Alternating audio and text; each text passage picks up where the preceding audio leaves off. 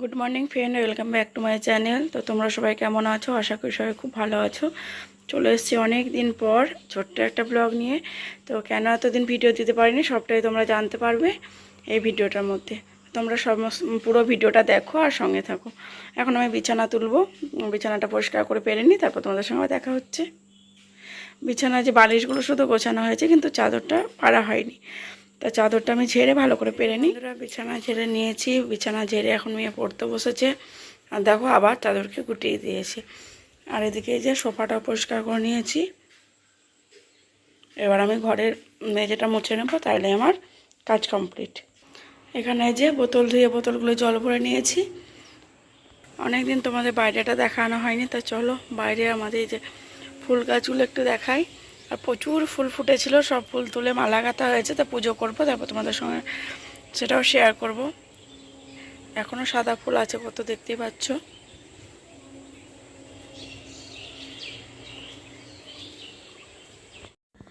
তো বন্ধুরা, প্রায় 18 দিন পরে আমি ঠাকুর ঘরে ঢুকলাম পুজো করতে। তাই তোমাদেরকে মেঝেগুলো আরগুলো দেখাচ্ছি। মানে ঠাকুর ঘরে ঢুকতে পারছিলাম না এতদিন, তো এতদিন পরে ঠাকুর ঘরে ঢুকলাম।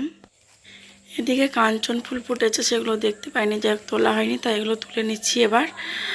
আর এতদিন ফুলগুলো নষ্ট হতো, এই ফুলে পুজো হতো না।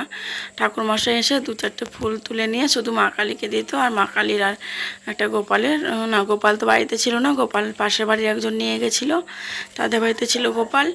আর কালকে বিকেলে আমি গোপালটা নিয়ে এসেছি। আর এই যে এখন কয়েকটা ফুল আছে, সেগুলো তুলে নিচ্ছি।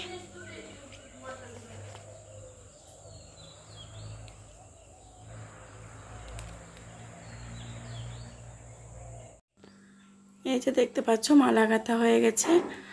আর কিছু ফুল রেখেছি, সেগুলো ঠাকুর সাজানোর জন্য।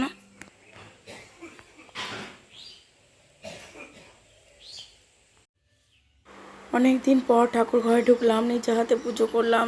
সব ঠাকুরকে পরিষ্কার করে মুছিয়ে, যেগুলো স্নান করা বা স্নান করালাম, তারপর ফুল সাজালাম। তো ঠাকুর ঘরটাও বেশ ভালো লাগছে, আর ঠাকুরগুলোও দেখতে ভালো লাগছে।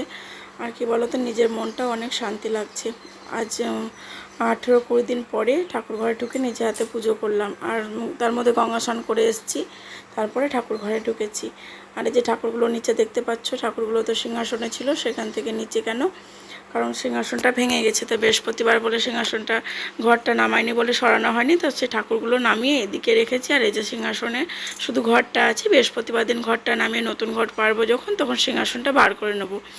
আর যে মা কালী দেখতে পাচ্ছ, মা কালীকেও গঙ্গা জলে স্নান করিয়েছি, করিয়ে তোমার নতুন শাড়ি টাড়ি পরিয়েছি, মানে কাঁচা শাড়ি, সেই শাড়ি টাড়ি যেগুলো ছিল সব চেঞ্জ করে কাঁচা শাড়ি পরিয়েছি। আর এই যে উপরের ঠাকুরগুলোকেও ফুল সাজিয়েছি। তো কেমন হয়েছে অবশ্যই কমেন্ট করে জানিও। এবার চলো রান্নাঘরে যাই। এই যে বন্ধুরা, চলে এসেছি রান্নাঘরে রান্না করতে। আর আজকে হবে পুঁই শাকের তরকারি মাছের মাথা দিয়ে। আর এতদিন কেন পুজো করতে পারিনি, এতদিন কেন ভিডিও দিতে পারিনি, সেটা তোমাদের এবার বলি। কারণ তোমরা অনেকেই জানো আমার শাশুড়ি মা অসুস্থ ছিল, তোমাদেরকে জানিয়েছিলাম আগের ভিডিওতে। তো শাশুড়ি মা আর নেই, শাশুড়ি মা মারা গেছে, তার জন্য ভিডিও দিতে পারিনি এতদিন। আর পুজো করতেও পারিনি, 18 দিন হলো। তারপর গঙ্গা স্নান করে এসে এবার ঠাকুর ঘরে ঢুকছি। তো বন্ধুরা, একটা শর্ট ভিডিওতে তোমাদের বলেছিলাম যে কি হয়েছে না হয়েছে শাশুড়ি মার সম্পর্কে সমস্ত কিছু তোমাদের জানাবো, তা জানানো হয়নি। আর 2-4 দিনের মধ্যে শাশুড়ি মা মারা গেছেন। তো যাই হোক, পরে একটা ব্লগে তখন একটু একটু তোমাদের জানাবো সব। তো বন্ধুরা, শাশুড়ি মা মারা যাওয়া 1 মাস পেরিয়ে গেল। তো এবার আস্তে আস্তে তোমাদেরকে ভিডিও দেবো একটা একটা করে, সমস্ত কিছু তোমাদের জানাবো। তখন তো জানাতে পারিনি, কারণ ভিডিও করার সময় পাচ্ছিলাম না। এমনিতেই মা অসুস্থ ছিল, তারপর সবাই দেখতে আসতো, সেই লোকজন থাকলে তার ভিডিও করা যায় না। মাকে দেখাশোনা, লোকজন সামলানো, এগুলো করতে করতে আমাদের সময় পেরিয়ে যেত, সেইভাবে ভিডিও দিতে পারতাম না। তো চেষ্টা করবো এবার প্রতিদিন একটা করে ছোট ছোট ভিডিও দেওয়ার।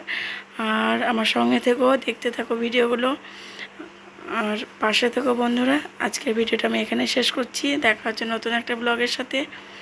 তো আজকের মতন টাটা। আগে অনেকগুলো রান্নার ভিডিও করে রেখেছিলাম, সেগুলো এডিট করার জন্য দেওয়া হয়নি। তো দেখি মাঝে এই ভিডিওগুলো একটা একটা করে দিয়ে দিতে হবে, রান্নার ভিডিওগুলো। আর রান্না করতে ভালোবাসি। আর একটা ফেসবুকে রান্নার ভিডিও দেওয়ার জন্য পেজ খুলেছি, সেই জন্য টুকটাক রান্নার ভিডিও করে রাখি। তো সেটাই দেবো। আর এটা হচ্ছে আমার মেয়ে স্কুলে যাবে, তার জন্য ভাত করেছিলাম, আলু ভাজা, ডাল আর ঘি দিয়ে ভাত খাই ওকে স্কুলে পাঠিয়েছিলাম, সেটা একটুখানি ভিডিও করে রেখেছিলাম, সেটাই তোমাদের সঙ্গে শেয়ার করলাম। তো চলো আজকের মতন টাটা, দেখা হচ্ছে পরের একটা ব্লগে। সবাই ভালো থেকো, সুস্থ থেকো।